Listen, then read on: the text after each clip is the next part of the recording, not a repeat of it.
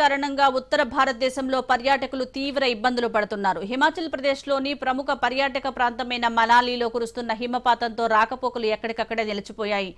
రోహతంగ్లోని సోలాంగ్, అటల్ టన్నెళ్ల మధ్య సోమవారం రాత్రి దాదాపు 1000కి పైగా వాహనాలు చిక్కుకుపోయాయి. దీంతో అప్రమత్తమైన పోలీసులు రెస్క్యూ ఆపరేషన్ చేపట్టారు. క్రిస్మస్, నూతన సంవత్సరం నేపథ్యంలో ఏటా డిసెంబర్ చివరి వారంలో మనాలికి పర్యాటకుల రద్దీ విపరీతంగా ఉంటుంది. గత కొన్ని రోజులుగా మంచు కురుస్తుండటంతో సాధారణ పర్యాటకులు సైతం మనాలికి పోటెత్తారు. అయితే నిన్న సాయంత్రం నుంచి వాతావరణం అనుకూలించలేదు.